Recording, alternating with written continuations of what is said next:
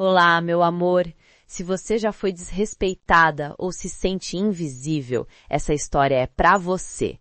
Eu preciso que você clique em todos os botões que estão na tela. Clica no like, na inscrição e no sininho agora. Quando a gente se junta, a gente não aceita mais ser invisível. Vem ouvir essa história. Dignidade não se negocia. Ela se inclinou sobre meu neto de 6 anos e sussurrou o veneno que mudaria tudo. Depois de 40 anos como enfermeira-chefe, meus 67 anos pesavam em cada osso, um cansaço que ainda cheirava a antisséptico, mas nada doeu como ouvir aquilo.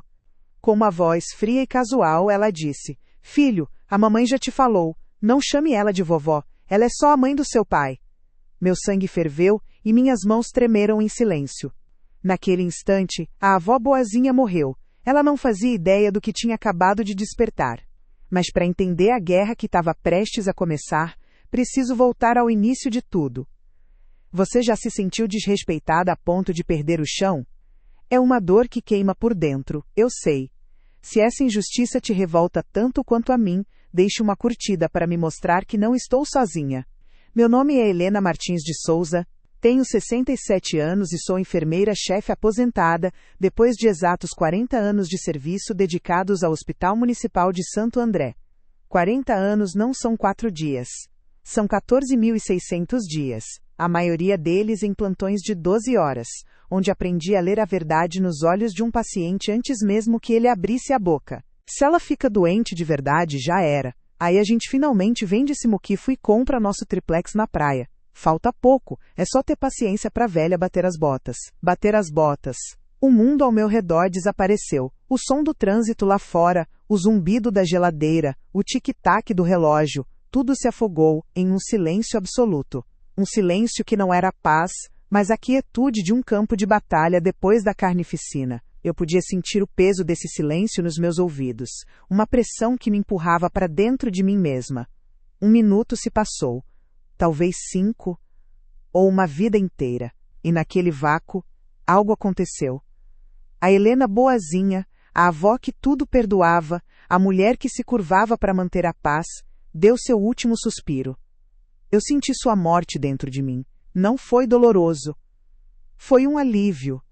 A dor, a humilhação, a tristeza dos últimos 4 anos não evaporaram. Elas se cristalizaram. Transformaram-se de água em gelo, de tristeza em diamante. A resignação que encurvava meus ombros se quebrou como gesso velho, e por baixo havia uma coluna de aço que eu nem lembrava que existia. A enfermeira-chefe, a mulher que organizava uma ala de CTI em meio ao caos, que tomava decisões de vida ou morte em segundos, essa mulher renasceu das cinzas da avó que Bruna acabara de assassinar. Minha especialidade nunca foi só medicar. Era observar. Eu via a microexpressão de medo, a hesitação que denunciava uma dor escondida, a mentira sutil de quem queria proteger a família. Fui responsável por uma ala de CTI por 15 anos, onde coordenei equipes em meio ao caos, tomei decisões em segundos e mantive a calma quando a vida de alguém dependia disso. Isso não era apenas meu trabalho, era quem eu sou. Ao longo da minha carreira, recebi a Medalha de Mérito da Saúde de Santo André, e 2 vezes o prêmio de Destaque em Humanização, mas meu maior orgulho sempre foi o respeito dos meus colegas e a gratidão silenciosa das famílias que ajudei. Essa força, no entanto, foi forjada no sacrifício. Quando meu Roberto se foi há 30 anos, eu me vi aos 37, com um filho de 8 anos para criar e apenas R$ 850 na conta. Meu primeiro sacrifício foi vender a casa que construímos tijolo por tijolo, nosso sonho no bairro Jardim. Com o dinheiro, comprei este apartamento onde vivo e outro, menor, que aluguei como uma apólice de seguro secreta contra a miséria. Depois, sacrifiquei meu corpo, dobrando plantões por quase 15 anos para pagar a faculdade de engenharia do Ricardo. Cheguei a fazer faxinas escondida na casa de médicos para pagar a festa de 15 anos dele, um sacrifício que ele nunca soube. Eu não era mais a mãe do seu pai. Eu era Helena Martins de Souza. E eles haviam se metido com a mulher errada. Eles queriam que eu batesse as botas.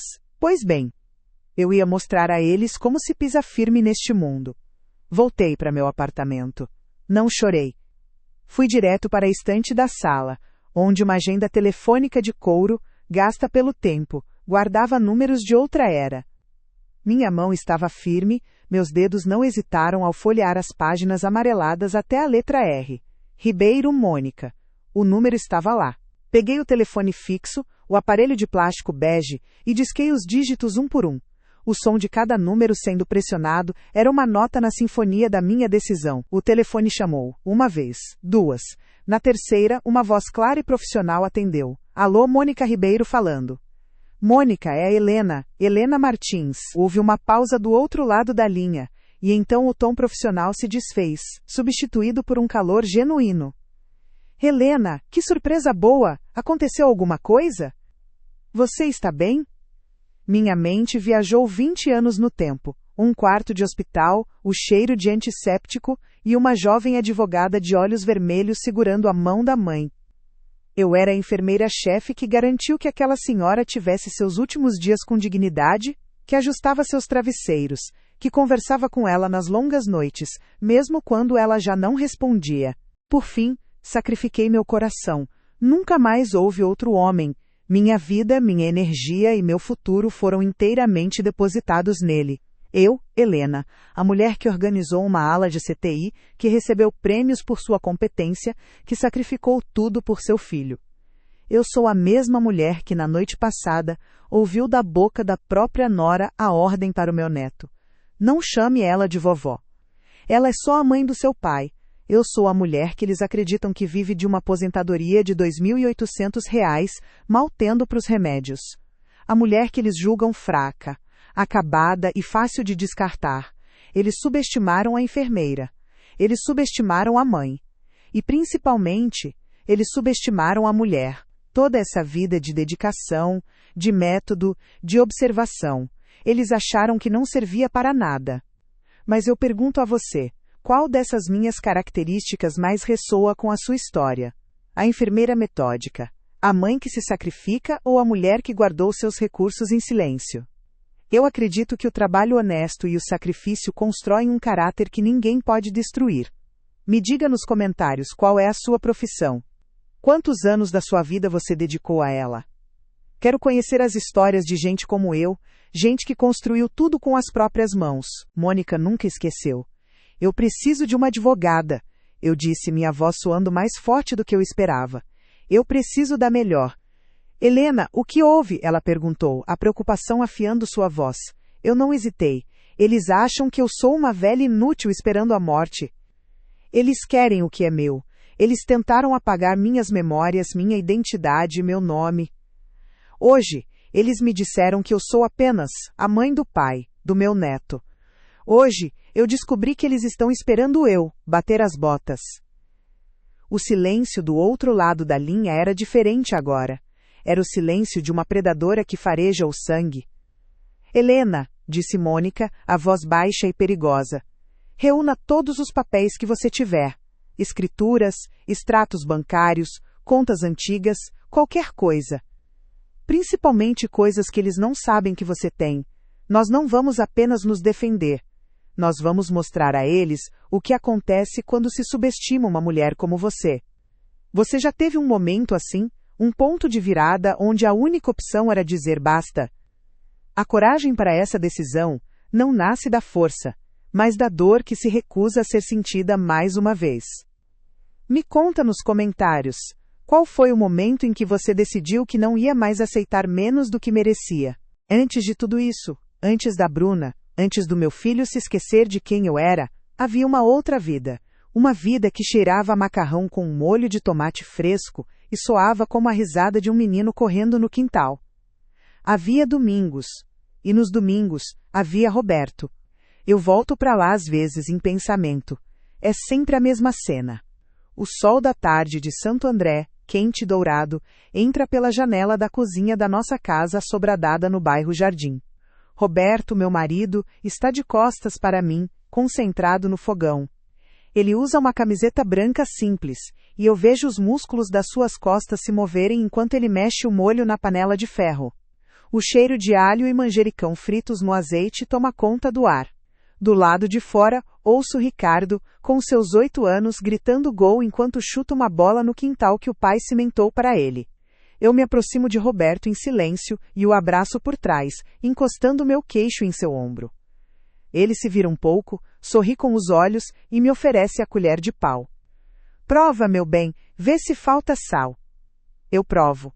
O molho está perfeito, como sempre. Ele me dá um beijo rápido, com gosto de tomate. Essa casa, essa comida, esse moleque correndo lá fora, ele dizia, olhando pela janela. É tudo nosso, Helena. Quero conhecer a sua história de poder. A clareza que me invadiu naquela noite foi como a luz fria de uma sala de cirurgia. A dor não sumiu, ela apenas se transformou em combustível. A Helena boazinha, a avó que tudo perdoava, tinha morrido ali no corredor, enquanto ouvia o desejo da minha morte ser cochichado ao telefone. Em seu lugar, a enfermeira-chefe, a estrategista, a mulher que organizava uma ala de CTI em meio ao caos, estava de volta ao comando. No dia seguinte, com as mãos ainda trêmulas, eu não procurei meu filho. Procurei um nome, um eco do passado. Doutora Mônica Ribeiro. Meu primeiro passo foi vasculhar a caixa de sapatos onde eu guardava as poucas coisas de Roberto e alguns documentos antigos. Eu procurava qualquer coisa, um recibo, um extrato, algo que me desse um ponto de partida. E então, eu o encontrei. Um envelope do Banco Itaú, com a janela de plástico amarelada pelo tempo, endereçado a Ricardo, mas com o meu endereço. Eu me lembrava de tê-lo guardado sem pensar, há uns 2 anos, achando que era correspondência antiga. Ao abri-lo, o ar me faltou, não era uma carta. Era uma fatura de cartão de crédito. E o valor no final da página gritava para mim. R$ 87.450,30. Tijolo por tijolo. E era. Nossa vida era sólida como a casa que ele mesmo ajudou a construir. Essa solidez toda se desfez em pó numa terça-feira cinzenta e úmida, dia 14 de maio de 1994. Eram 3h20 da tarde. Eu estava no hospital, checando a medicação de um paciente quando uma das enfermeiras me chamou. O mestre de obras da construção onde Roberto trabalhava estava na recepção. Ele estava pálido, com os olhos no chão, e as mãos sujas de cimento tremiam. Ele não conseguiu dizer a frase completa. Dona Helena, houve um acidente, o andaime, ele caiu. A última memória que tenho de Roberto vivo é daquela manhã. Ele saindo para o trabalho, o cheiro de café e do pós-barba barato, e um beijo apressado na minha testa. Até de noite, meu bem. Ele nunca chegou. O funeral foi sob um céu de chumbo, com uma garoa fina e insistente que parecia chorar comigo. Havia muitos homens com roupas de trabalho, colegas de Roberto, todos sem jeito, sem saber o que dizer. Eu segurava a mão pequena e fria de Ricardo, que não entendia por que tantos adultos estavam chorando ao redor do caixão do seu pai, seu herói. Meu único pensamento era um eco surdo, por como eu vou continuar, asterisco. Depois de pagar as despesas funerárias mais urgentes com o pouco que tínhamos, eu olhei o extrato da nossa conta conjunta. Meus olhos percorreram as linhas, lança-perfume, chutes, pacotes de viagem para o Ceará, procedimentos estéticos, em clínicas chiques de São Bernardo. Tudo o que Bruna dizia serem parcerias e recebidos. Eram mentiras, mentiras pagas com o suor do meu filho. Na sala sóbria de Mônica, com seus livros de capa dura e o cheiro de café forte, eu coloquei a fatura sobre sua mesa de mogno. Ela a analisou em silêncio, seus olhos se movendo rapidamente. Helena, você entende o que é isso? Ela perguntou, sua voz calma, mas firme. Eu neguei com a cabeça, sentindo apenas o peso da traição. Isso não é só uma dívida. Isso é prova documental de estelionato sentimental e dilapidação de patrimônio conjugal. Ela mentiu para ele, usou o crédito dele para sustentar uma vida de luxo, enquanto fazia você acreditar que eles mal tinham dinheiro. Legalmente, isso é uma bomba atômica. Uma bomba atômica. A expressão ecoou na minha mente. Pela primeira vez em anos, eu não me senti pequena, eu me senti armada.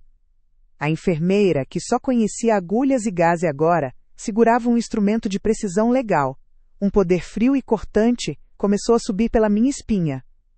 Era a sensação de quem finalmente encontra o diagnóstico correto para uma doença longa e dolorosa. Mônica, me deu um caderno de capa dura e uma caneta. Fase 1, Helena.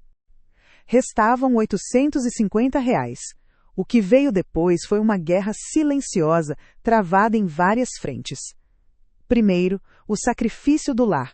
Vendi nossa casa sobradada, o sonho de Roberto, por um preço baixo demais, apenas para ter dinheiro para respirar. Com o valor, comprei o apartamento onde moro hoje e um outro, menor, que se tornou meu segredo, minha apólice de seguro contra a miséria. Ricardo nunca soube que cada tijolo da casa que ele amava foi convertido em uma garantia para o futuro dele. Depois, o sacrifício do corpo. Para pagar a escola particular e a faculdade de engenharia do meu filho, eu dobrei meus plantões.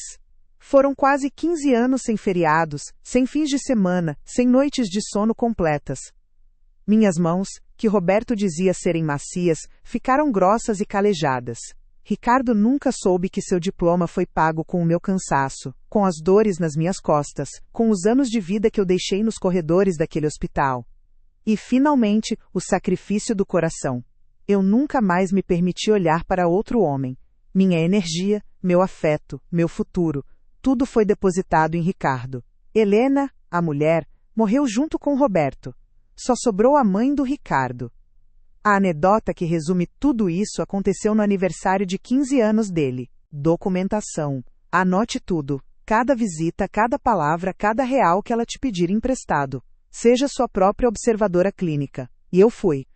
Por 15 de outubro, Bruna chegou para deixar Léo, reclamou que o pneu do carro furou e me pediu R$200, 00 para o borracheiro. Disse que Ricardo tinha esquecido a carteira. Eu dei o dinheiro, anotei a hora, o valor. Emoção sentida, uma raiva gelada. Eu sabia que o dinheiro iria para as unhas de gel dela. Cor 22 de outubro. Ouvi Bruna ao telefone na varanda, falando com uma amiga. A velha ainda não percebeu nada. É mais sonsa do que eu pensava. Ela riu. Descoberta. A subestimação dela era minha maior camuflagem. Emoção sentida. Validação. Meu plano não era crueldade, era defesa. Por 28 de outubro. Tive um momento de fraqueza. Léo me abraçou e disse: "Eu te amo, vovó", baixinho, como um segredo. Meu coração se partiu. Pensei em ligar para Mônica e cancelar tudo. Para que essa guerra? Mas então, ao colocar Léo para dormir, vi o reflexo da tela do celular de Bruna. Ela estava no Instagram, postando uma foto com a legenda: "Dia cansativo de mãe em tempo integral". Meu estômago revirou. A lembrança da voz dela: "Não chame ela de vovó", voltou com força total. A fraqueza virou aço. Ele queria uma festa, com todos os amigos, um salão, um DJ. Era o sonho dele. Eu olhava para minha conta bancária e sentia um desespero gelado. Dizer não era esmagar o sonho dele. Então, durante 3 meses, aos sábados e domingos, eu fiz faxinas na casa de alguns médicos do hospital. Eu ia depois dos meus plantões, com o corpo já moído, e limpava banheiros, esfregava chão, sentindo uma vergonha que me queimava por dentro. Na noite da festa, eu aluguei um salão simples, contratei um buffet modesto. Enquanto Ricardo e os amigos dançavam e riam, eu fiquei na cozinha, ajudando a servir salgadinhos, observando a alegria dele de longe. Ele nunca soube que sua festa de 15 anos foi paga com os meus joelhos no chão e o cheiro de água sanitária nas minhas mãos. Para ele, foi apenas a melhor noite da sua vida. Para mim, a prova de que não havia nada que eu não faria por ele. E assim foram os anos seguintes, uma sucessão de sacrifícios invisíveis, de nãos que eu dizia a mim mesma para que ele só ouvisse sim. Você já fez um sacrifício que ninguém nunca viu? Eu sei a dor que é sentir que seu esforço, seu amor, se tornou invisível com o tempo. Se você se sente à vontade, me conta aqui nos comentários. Na semana seguinte voltei ao escritório de Mônica. O espaço agora parecia um quartel-general. Sobre a mesa, uma pilha de papéis. "Estamos prontos para a fase 2, ela disse, me entregando o primeiro documento. Era uma notificação extrajudicial por abuso financeiro e emocional. O texto era cirúrgico, listando cada humilhação, cada centavo extorquido. Havia também o esboço de uma ação de divórcio litigioso em nome de Ricardo, citando a fatura do cartão como prova de infidelidade financeira. "Mônica, e o Ricardo? E o Léo? Isso vai destruir tudo", eu murmurei, o peso das consequências me esmagando. Ela me olhou por cima dos óculos. Helena, o que está destruindo tudo é o abuso que acontece debaixo do seu teto. Estamos oferecendo a Ricardo uma saída que ele não tem coragem de construir sozinho. E estamos protegendo o futuro do seu neto. Este caso não é apenas sólido, é uma fortaleza. A fase 3 começou em silêncio. Seguindo as instruções de Mônica, fui ao meu banco e abri uma nova conta, transferindo para lá os R$120 mil dos meus investimentos. Depois, fui ao cartório e fiz uma declaração de vontade, especificando que, em caso de minha incapacidade, a gestão de todos os meus bens, incluindo o apartamento secreto, ficaria a cargo de Mônica, e não de Ricardo. Qual foi o sacrifício que você fez pela sua família, e que até hoje só você sabe? Este é um espaço para a gente ser ouvida. Ricardo conheceu Bruna há 4 anos, em um aplicativo de celular que eu mal sabia como funcionava. Ele me contou durante um dos nossos almoços de domingo, com os olhos brilhando de um jeito que eu não via desde que ele era um menino que tinha ganhado uma bicicleta nova. Ele disse que ela era diferente, cheia de vida, uma mulher moderna. Meu coração de mãe se encheu de uma esperança cautelosa. Depois de tanto sacrifício para vê-lo formado e bem empregado, tudo o que eu mais queria era que ele encontrasse alguém para construir uma família, para preencher os espaços que eu, sozinha, não conseguia mais. A primeira vez que a vi, ela parecia ter saído de uma revista. Ricardo a trouxe para jantar no meu apartamento. Enquanto eu terminava de tirar um bolo de fubá do forno, o cheiro de casa de vó preenchendo o ar, a campainha tocou. E ali estava ela. O cabelo era um loiro platinado, quase branco, com uns 2 dedos de raiz escura já aparecendo, um detalhe que gritava manutenção cara e constante. As unhas, longuíssimas e pontudas no formato que chamam de estileto, eram pintadas de um verde-limão que feria a vista. Era uma barreira legal. A ação mais difícil foi ligar para a administradora do meu segundo apartamento e pedir para suspender o depósito do aluguel na minha conta antiga. Era como cortar um a um os fios que me prendiam àquela vida de exploração. O elemento surpresa foi minha própria libertação antecipada. Durante 2 semanas em segredo, eu embalei minha vida. As fotos de Roberto, os álbuns de infância de Ricardo, o suéter de lã que tricotei para Léo, até mesmo a minha samambaia favorita. Levei tudo para o apartamento do bairro Campestre. Meu lar em Santo André foi se tornando um cenário, um palco para o ato final. Bruna queria um muquifo vazio, eu o entregaria a ela. Na véspera, ensaiei o plano na minha cabeça, como uma enfermeira repassando um procedimento de emergência. O critério para o momento certo era preciso, o dia em que a construtora pagaria o bônus de fim de ano de Ricardo. Bruna estaria eufórica, já planejando como gastar. Seria nesse pico de arrogância que o chão dela iria desaparecer.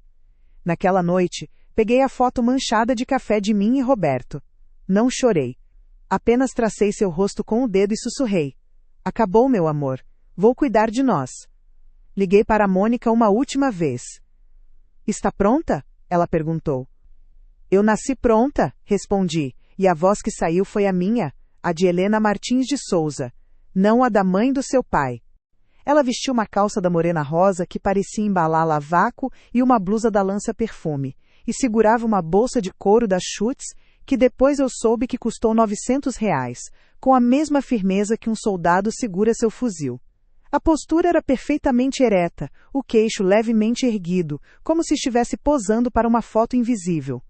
E na outra mão, claro, o iPhone de última geração, sua janela para o mundo e o palco de sua vida. Naquele momento, o contraste entre nós duas foi um soco no meu estômago. Eu, com meu avental manchado de farinha, minhas mãos marcadas por 40 anos de enfermagem, meus cabelos grisalhos presos num coque simples. Ela, uma vitrine ambulante de status, uma coleção de parcelas de cartão de crédito. Mas eu ignorei a sensação. Por ser é o jeito dela, Helena, para, eu disse a mim mesma. Para, ela é jovem, vaidosa. O importante é que faça meu filho feliz. Asterisco. Ela me chamou de sogrinha com uma voz melosa, mas seus olhos corriam pelo meu apartamento com uma avaliação fria, catalogando meus móveis antigos, minha decoração simples. Que gracinha seu apartamento, sogrinha, bem, clássico, ela disse, e a pausa antes da palavra clássico carregava todo o desprezo que a boca dela escondia com um sorriso.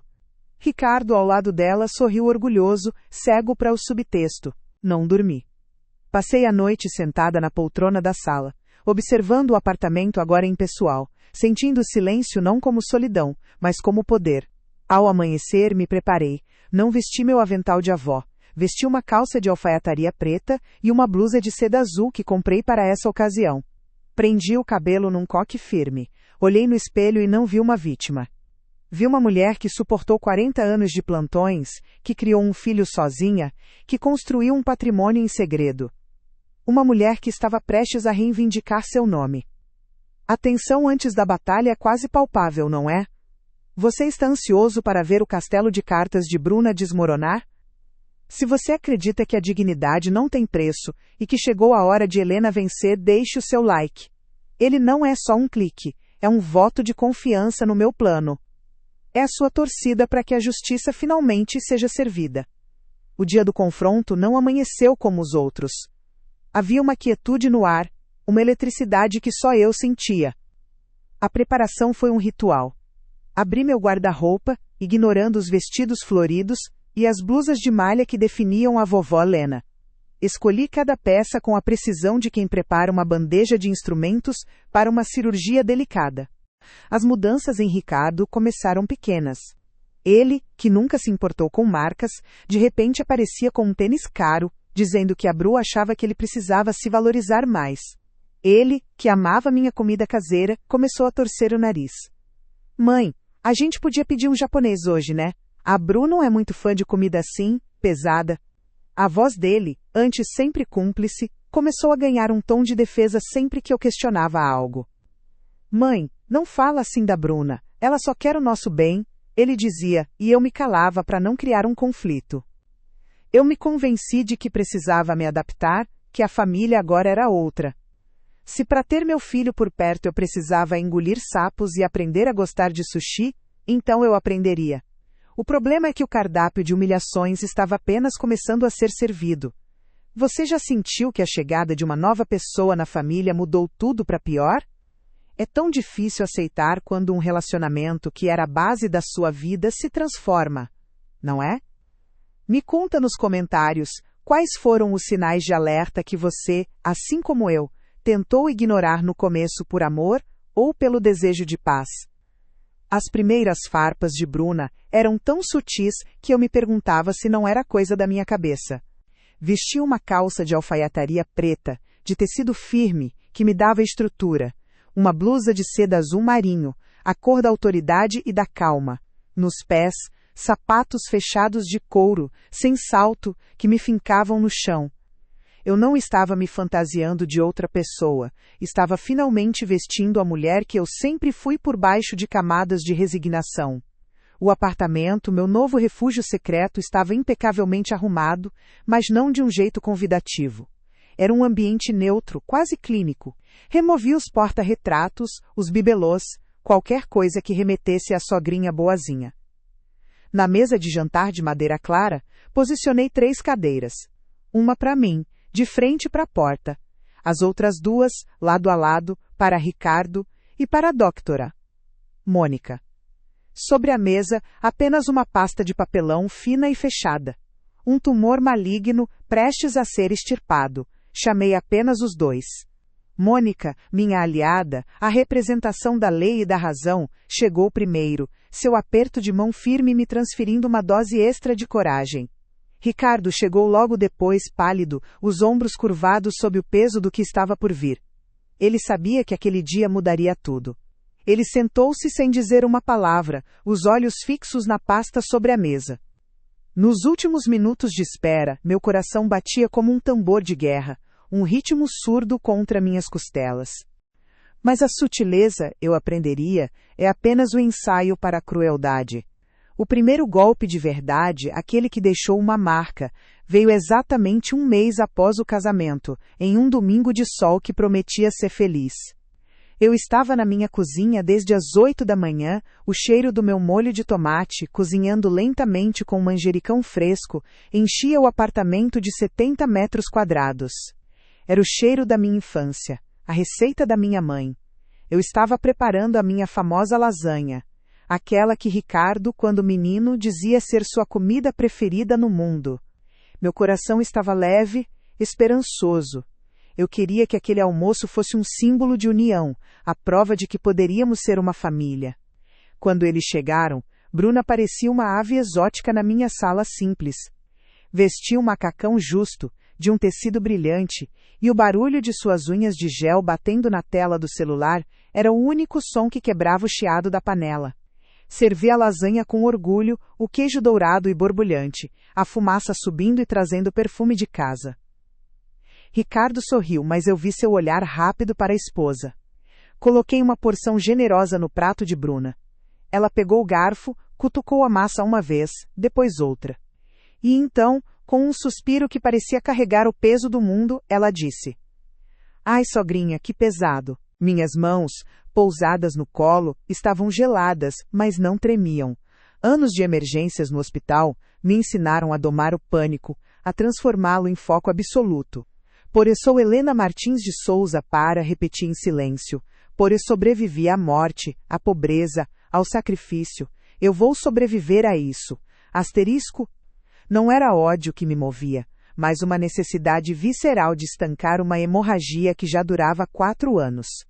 Então, eu ouvi o som agudo e arrastado de um carro de aplicativo freando bruscamente na rua.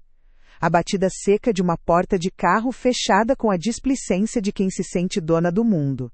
E depois, o som que eu conhecia tão bem, o clique-claque rápido e confiante de saltos altos no concreto, aproximando-se do prédio. A voz dela subiu pela janela aberta, melosa e performática, dirigida a Ricardo, que ela acreditava estar esperando no carro. "Amor, vai subindo. Vou só dar um beijo na sua mãe e já desço, tá? É jogo rápido." Jogo rápido. A ironia fez um canto da minha boca se curvar. A chave girou na fechadura do apartamento. A porta se abriu com um rangido suave. E lá estava ela. Bruna entrou com um sorriso ensaiado, o iPhone na mão, pronta para uma selfie talvez. "Sogrinha, que saudade!" Ela fez uma pausa, olhando para o prato, com uma expressão de leve nojo.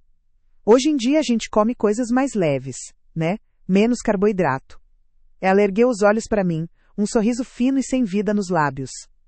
"Mas, obrigada pelo esforço." Naquele instante, meu sorriso congelou no rosto. Senti o calor da cozinha se transformar em um arrepio gelado que subiu pela minha espinha. Minhas mãos, que tinham servido com tanto gosto, de repente pareceram pesadas e desajeitadas ao lado do corpo. A emoção não foi tristeza, foi uma vergonha aguda, cortante, que me fez sentir pequena e antiquada na minha própria casa. Eu não disse nada. Apenas assenti com a cabeça, um movimento curto e duro. "Comes esforço? Asterisco?" A palavra ecoou na minha cabeça.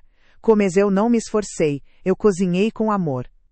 A receita que me conectava à minha mãe, que me lembrava dos domingos felizes antes de Roberto morrer. Ela não chamou minha comida de pesada. Ela chamou minha história, meu afeto de um fardo obsoleto. Asterisco. Olhei para Ricardo. Ele comeu sua lasanha em silêncio, rápido demais, com os olhos fixos no prato. "Está uma delícia, mãe", ele murmurou, mas a frase morreu no ar, sem força, sem coragem para me defender. O resto do almoço foi um deserto de conversas vazias. "Desculpa a correria, mas hoje..." A frase morreu em sua garganta. O sorriso congelou, derretendo numa máscara de confusão e alarme. Seus olhos, antes brilhantes de falsidade, varreram a cena. Eu, sentada, ereta como uma rainha em seu trono modesto. Ricardo, ao lado, com o rosto de um homem caminhando para a própria execução. E uma mulher desconhecida, de blazer e olhar de aço, que a encarava sem piscar. Bruna deu um passo para trás, instintivamente. A caçadora percebeu tarde demais que a presa havia armado a armadilha. O que é isso? Quem é essa?" Ela perguntou, a voz perdendo o tom aveludado e ganhando uma nota estridente de suspeita. Sem dizer uma palavra, estendi a mão e abri a pasta sobre a mesa. Com a ponta dos dedos, deslizei a primeira folha em sua direção. A primeira bomba. Era a fatura do cartão de crédito do Banco Itaú, com seu logotipo laranja inconfundível. No topo, em negrito, o valor que queimou em minha memória, R$ 87.450,30. Bruna regalou os olhos, o rosto empalidecendo sob a maquiagem. Isso é falso! É uma montagem! Ela gaguejou, a negação desesperada em sua voz. Minha resposta foi curta, a voz clara e firme, sem um pingo de hesitação. Não é montagem, Bruna. É a fatura do cartão do meu filho, que você usava enquanto me pedia dinheiro para o leite do meu neto. Assim que eles saíram, voltei para a cozinha, olhei para a travessa quase intocada e com um nó na garganta raspei toda a minha lasanha, todo aquele amor, direto para o lixo. Naquele dia, a lasanha da minha mãe morreu. E eu não sabia, mas algo dentro da minha esperança também começava a azedar. 6 meses depois, o método de Bruna se refinou. Aconteceu na noite de Natal, na minha sala. As luzes do pisca-pisca refletiam nos meus olhos enquanto eu segurava um presente pequeno, embrulhado com papel de anjinhos. Por 3 semanas, todas as noites, eu me sentei naquela poltrona tricotando um suéter de lã azul para meu neto, Léo, que estava com 1 ano e meio. Eu tinha pesquisado e comprado a lã mais macia, antialérgica, caríssima, para que não machucasse sua pele de bebê. Cada ponto era uma prece, um carinho, uma forma de dizer a vovó te ama, sem precisar de palavras. Quando chegou a hora dos presentes, meu coração batia forte de antecipação. Entreguei o pacote nas mãos de Ricardo, para que ele desse a Léo. Mas antes que as mãozinhas do meu neto pudessem sequer tocar o embrulho, Bruna o arrancou do colo do pai. Com um sorriso que não chegava aos olhos, ela disse: "Que gracinha, Helena!" Ela se virou para Ricardo, o desespero se transformando em fúria manipuladora. "Ricardo! Você vai acreditar nela? Nessa velha louca? Ela está tentando destruir a nossa família, o nosso amor." Foi o gatilho para a segunda bomba mais cruel. Doutora. Mônica, com um movimento calmo e deliberado, colocou um pequeno gravador digital sobre a mesa e apertou o botão de play. A voz de Bruna, fria e venenosa, preencheu o silêncio mortal do apartamento. Couve Bona velha não tem nem plano de saúde. Se ela fica doente de verdade, já era. Aí a gente finalmente vende esse muquifo e compra nosso triplex na praia. Falta pouco, é só ter paciência para a velha bater as botas. Asterisco. Vi Ricardo fechar os olhos, uma lágrima solitária escorrendo por seu rosto. O som da própria crueldade calculada era irrefutável. Bruna ficou sem ar, o corpo encolhendo na cadeira. Sua postura de ataque desmoronou, dando lugar à defesa patética. Eu não quis dizer isso assim. Eu estava nervosa, falando com uma amiga. Você sabe como é. Mas não havia mais espaço para mentiras. Chegara a hora da bomba final, a que demoliria seu mundo de aparências. Doutora. Mônica empurrou um conjunto de papéis timbrados na direção dela. Bruna Oliveira Costa Souza. A voz da advogada era formal, cortante como um bisturi. Esta é uma notificação extrajudicial. O tom era falsamente doce, como adoçante que deixa um gosto amargo na boca. Ela sacudiu o pacote levemente. Mas lã dá uma alergia terrível em criança. Você não sabia? Ela me olhou como se eu fosse uma tola ignorante. Vamos guardar de lembrança. Meu peito se apertou com tanta força que o ar me faltou. Senti o sangue subir para o meu rosto. Uma onda de calor, misturando raiva e humilhação. Meus dedos, que conheciam cada ponto daquele suéter, se fecharam em um punho cerrado ao lado do meu corpo. Desta vez, eu tentei. Minha voz saiu como um sussurro, fraca, patética. Mas é lã antialérgica. Eu pesquisei. Bruna me ignorou completamente, como se eu fosse o zumbido de um mosquito. Ela virou para Ricardo e, sem sequer abrir o presente, o jogou dentro de uma sacola grande, junto com caixas vazias e papéis de presente amassados. O símbolo do meu tempo, do meu cuidado, tratado como lixo, quais ela nem se deu ao trabalho de verificar. O objetivo não era proteger o Léo, era me invalidar. Era transformar meu amor em um perigo, meu cuidado em um erro. Era me provar, mais uma vez, que meu lugar era o de uma velhinha que não entende mais do mundo. Asterisco. Ricardo viu tudo. Ele ouviu meu protesto fraco e viu o presente da própria mãe ser descartado. Em nome do meu cliente Ricardo de Souza, informo que ele está ingressando com o pedido de divórcio litigioso, com base na quebra dos deveres conjugais, estelionato sentimental e alienação parental. O queixo de Bruna caiu. Seus olhos vidrados se fixaram em Ricardo, que pela primeira vez a encarou de volta, com uma mistura de dor e resolução. E então eu desferi o golpe final. Deslizei outro documento pela mesa, uma escritura pública de um cartório de Santo André. E esta, Bruna, eu disse, minha voz ressoando com a força de 40 anos de sacrifício. É a escritura do meu segundo apartamento. Aquele cujo aluguel, que você achava que era, uma ajudinha, pagou a faculdade do meu filho e garantiu o meu futuro. O futuro que você não vai tocar. O colapso foi total. A fachada de micro-influenciadora, de mulher de status, se desintegrou. Ela começou a chorar, um choro feio, convulsivo. Não. Não. Helena, por favor. Ela soluçou, tentando se agarrar à última ferramenta que lhe restava. A manipulação. Pelo Léo, nosso filho, seu neto, não destrói a nossa família. Eu a encarei, não com ódio, mas com uma clareza terrível. Foi justamente pelo Léo que eu fiz tudo isso, para ele nunca aprender com você, que amor é uma dívida, e família é um caixa eletrônico. Ele não disse uma palavra. Apenas pegou o Léo no colo e o distraiu com um brinquedo de plástico barulhento que tinha acabado de ganhar. O silêncio dele foi uma facada. Mais tarde, quando a casa estava vazia e silenciosa, exceto pelo piscar das luzes da árvore, eu soube. O desprezo dela não era mais um acidente. Era um método. E a cumplicidade do meu filho, seu silêncio, era o veneno que fazia cada um daqueles golpes doer 1000 vezes mais. Qual dessas duas humilhações foi mais difícil de ler para você? A do desprezo público pela comida ou a da anulação do presente feito com tanto amor? Eu sei que dá raiva, eu sinto essa raiva até hoje queimando baixinho. Me conta nos comentários, qual tipo de desrespeito dentro da família você acha mais intolerável? Aquele que te diminui em público ou aquele que ataca seu esforço e seu amor em particular? Vamos conversar sobre onde traçamos a linha da nossa dignidade. A humilhação da lasanha e do suéter de lã foram apenas os ensaios.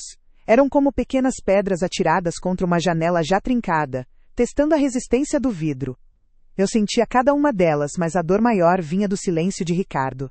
Cada vez que Bruna me diminuía, eu olhava para meu filho, e o que eu via era um deserto. Ela se arrastou desesperada, o rímel escorrendo pelo rosto. Vovó, me perdoa, por favor, vovó. E então, eu pronunciei a sentença que selou seu destino e a minha libertação. Com a voz mais calma e firme que já tive na vida, eu disse: a mamãe já te falou. Não chame ela de vovó. O silêncio que se seguiu foi a coisa mais alta que já ouvi. Um silêncio denso, pesado, que durou uma eternidade. Bruna ficou paralisada, o corpo tremendo, a boca aberta num soluço mudo. A compostura se foi, a bolsa da chute se esquecida no chão. Ricardo se levantou, o rosto marcado pela dor, mas pela primeira vez em anos, ereto. Ele pegou Bruna pelo braço, sem violência, mas com uma firmeza inquestionável. Vamos embora, Bruna. Acabou. Ela não resistiu. Saiu como um fantoche, os saltos arrastando no chão. A porta se fechou com um clique final, o som de um capítulo sendo encerrado para sempre. Doutora. Mônica colocou a mão sobre a minha, um gesto de solidariedade silenciosa, e logo depois se retirou, me dando o espaço que eu precisava. Sozinha no meu apartamento, no meu novo mundo, eu não senti euforia. Não havia alegria na vitória, apenas um alívio profundo, avassalador. O peso de uma vida inteira de submissão escorregou dos meus ombros. Um homem que desviava o olhar, que dava um meio sorriso sem graça, que se tornava cúmplice pela omissão. Era o silêncio dele que transformava as pedras de Bruna em verdadeiros tijolos. A terceira humilhação, a que começou a quebrar de vez a minha resignação, veio no aniversário de 38 anos de Ricardo. Bruna insistiu em comemorar num restaurante da moda em São Bernardo do Campo, um lugar com luz baixa, pratos quadrados e nomes que eu mal conseguia pronunciar.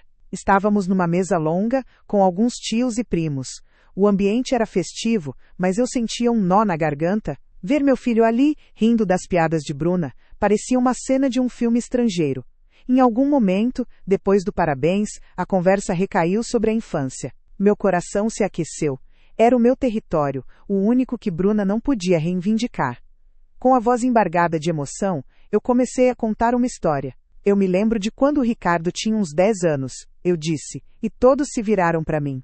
Ele cismou que ia ser astronauta e passou uma semana inteira construindo um foguete de papelão no quintal. A coisa mais linda. Ele até desenhou um painel de controle com canetinha e usava meu escorredor de macarrão como capacete. Eu estava sorrindo, revivendo a cena, a imagem do meu menino com o escorredor na cabeça. E então, eu chorei. Um choro que veio do fundo da alma, não de tristeza, mas de libertação. Cada lágrima lavava uma humilhação, um sacrifício, uma noite mal dormida. Naquele silêncio sagrado, a avó boazinha que tudo perdoava morreu de vez. E Helena finalmente nasceu de novo. E você, que acompanhou cada passo dessa jornada comigo, como você está se sentindo agora? Eu sei que esse momento pode ser intenso, uma mistura de alívio e talvez até um pouco de tristeza pela dor que o envolve. É a catarse, a limpeza da alma que só uma justiça merecida pode trazer. Eu quero te pedir uma coisa. Me conta aqui nos comentários, em uma única palavra, o que você sentiu durante esse confronto. Alívio? Justiça? Força? Compartilhar esse sentimento nos ajuda a processar e a celebrar juntos essa virada de página. Nos dias que se seguiram, o silêncio em meu apartamento era diferente. Não era mais o silêncio da solidão, mas o da calmaria após a tempestade. Na quinta-feira, 2 dias após o confronto, um oficial de justiça entregou a Bruna a primeira notificação. Uma ordem de restrição que a proibia de se aproximar de mim ou do meu prédio, e a intimação para o início do processo de divórcio litigioso movido por Ricardo. A doutora. Foi quando a voz de Bruna cortou o ar, alta e estridente. Gente, desculpa interromper o momento, arquivo confidencial, mas a comida chegou, vamos focar no que interessa? Ela riu, um som agudo, e alguns convidados, sem graça, riram com ela. O sangue subiu para o meu rosto com uma força que me deixou tonta. Senti o calor nas orelhas, na nuca. Minhas mãos, pousadas sobre o colo, se fecharam em punhos tão apertados que as unhas cravaram na minha palma. A história morreu na minha boca. As palavras se transformaram em cinzas. Eu olhei para Ricardo, implorando com os olhos por uma única palavra de defesa. Ele apenas baixou a cabeça, pegou o garfo e começou a mexer na comida do seu prato caríssimo, como se o desenho que o chefe fez com o molho fosse a coisa mais fascinante do mundo. Naquele instante, uma voz dentro de mim, uma voz que não era a da mãe boazinha, perguntou pela primeira vez, com uma clareza assustadora: "Coisa até quando, Helena? Até quando você vai aceitar ser o saco de pancadas para manter essa paz que não existe? Asterisco." A quarta humilhação, a que estilhaçou o que restava da minha alma, aconteceu 1 ano depois, no meu apartamento. Era uma tarde chuvosa de sábado, e Léo, meu neto, estava comigo. Mônica, minha aliada de aço, também protocolou uma queixa-crime por estelionato, usando a fatura do cartão de crédito como prova principal. A gravação, embora não pudesse ser usada criminalmente com facilidade, foi a arma que destruiu a imagem de Bruna perante o próprio marido. As notícias correram pela família como fogo em palha seca. Minha prima Lúcia ligou, a voz embargada, dizendo: "Helena, eu nunca gostei daquela moça, mas nunca imaginei. Você foi forte demais." Tios e primos distantes mandavam mensagens de apoio. A máscara social de Bruna havia se desintegrado, revelando o monstro que eu conhecia tão bem. Meu neto, Léo, ficou com Ricardo. Nos primeiros dias ele perguntava pela mãe confuso. Ricardo, com a ajuda de uma psicóloga infantil, explicava a situação com a delicadeza que a idade do menino exigia. Ele me ligava por vídeo todas as noites, e eu via nos olhos do meu filho o peso de um mundo desabando, mas também a centelha de um homem reencontrando sua dignidade. Eu passava os dias processando tudo, sentada na minha poltrona, o mesmo lugar onde fui humilhada tantas vezes. Agora, ele parecia um trono, conversava com a doutora. Mônica, que me lembrava: "Você não destruiu uma família, Helena, você salvou o que restava dela." 2 meses se passaram. Exatos 63 dias de um silêncio profundo entre mim e meu filho. Para entretê-lo, eu peguei meu bem mais precioso, o álbum do meu casamento com Roberto. A capa era de couro marrom, já gasta nas bordas, com nossas iniciais H e R gravadas em dourado fosco. Dentro, as fotos em preto e branco contavam a nossa história. A foto principal, a que ficava na primeira página, era a minha favorita. Roberto me abraçando por trás, nós dois rindo para a câmera, jovens, cheios de sonhos, com o mundo inteiro pela frente. Eu mostrava para Léo, olha, esse era o vovô Roberto. Ele tinha um sorriso lindo, não tinha? Foi quando Bruna entrou na sala, segurando uma caneca de café. Ela viu o álbum nas minhas mãos. Seu rosto se contraiu numa máscara de desprezo. Com passos rápidos, ela se aproximou e arrancou o álbum das minhas mãos com uma violência que me deixou sem ar. Chega de ficar mostrando foto de gente morta pro menino, Helena. Isso é mórbido. A vida continua, sabia? E então, aconteceu. Num movimento que foi tudo, menos acidental, o pulso dela virou. A caneca inclinou. O café quente e escuro jorrou diretamente sobre a primeira página aberta, sobre a nossa foto. Eu vi, como em câmera lenta, o líquido marrom manchar o meu vestido de noiva, apagar o meu sorriso e cobrir o rosto de Roberto, meu Roberto, numa poça suja e profana. Então, numa tarde de sábado, meu interfone tocou. A voz do outro lado era hesitante, quase um sussurro. Mãe, sou eu, Ricardo. Posso subir? Meu coração deu um salto. Eu apenas disse, pode. Quando abri a porta, vi um homem que eu mal reconheci. Ele havia perdido pelo menos 10 quilos. Havia olheiras fundas sob seus olhos, e seus ombros, antes largos, estavam curvados, não por submissão, mas pelo peso esmagador da culpa. Ele entrou, parou no meio da sala e não conseguia me olhar nos olhos. Finalmente ele disse, eu não sei por onde começar. Eu fui um covarde. Eu vi você sendo humilhada por causa da lasanha, e eu não disse nada. Eu vi ela jogar fora o suéter que você fez pro Léo, e eu não disse nada. Eu deixei ela te ridicularizar na frente de toda a família no meu aniversário, e eu desviei o olhar.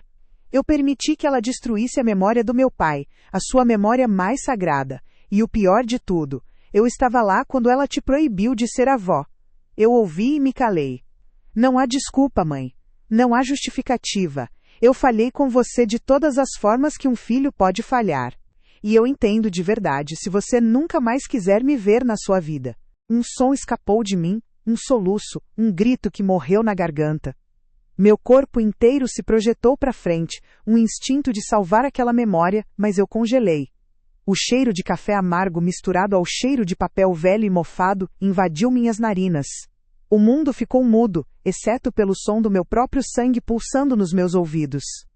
Por um segundo, um único e terrível segundo, eu quis voar no pescoço dela.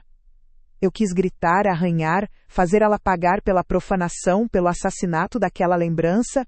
Para monstra. Você é uma monstra. Asterisco? Mas então, eu vi os olhos de Léo, arregalados, assustados. E todo o meu ser, de enfermeira, de avó, de protetora, se ergueu como uma muralha. Com um esforço que custou cada fibra do meu corpo, eu contive a fúria. Minhas mãos tremiam tanto que precisei escondê-las atrás das costas. Minha mandíbula doía de tão cerrada. Eu olhei para Bruna, que me encarava com um pequeno sorriso vitorioso nos lábios, e com uma voz que mal saiu, uma voz que era um fio de aço trêmulo, eu disse, Léo, vai pro quarto, por favor. A vovó já vai. Ela não quebrou só uma foto, ela quebrou um feitiço, o feitiço da minha paciência infinita. Agora eu te pergunto, você conseguiria? Vendo a memória mais sagrada da sua vida ser destruída na sua frente, por puro sadismo, você teria a força para não explodir? Ele finalmente me olhou, e eu vi as lágrimas que ele não chorava. Eu respirei fundo, sentindo a dor de cada uma daquelas memórias que ele listou. Aquele dia, Ricardo, minha avó saiu firme. Quando ela disse, não chame ela de vovó, doeu mais do que a morte do seu pai. Porque a morte dele foi uma tragédia. O que vocês fizeram foi uma escolha. Você me deixou morrer um pouco a cada dia.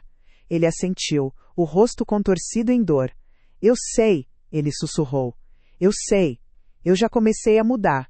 Eu saí daquele emprego, aceitei uma posição menor numa construtora em São Bernardo, com um salário de R$ 8.000. Aluguei um apartamento de 2 quartos lá, simples, perto da escola do Léo. Eu estou no controle de tudo. Das contas, da rotina dele. Bruna não tem mais acesso a nada. Eu me comprometo, mãe, a trazer o Léo todo domingo para almoçar com você e a jantar com você toda quarta-feira. Sem falhar. Para que você veja, com ações, que eu estou mudando.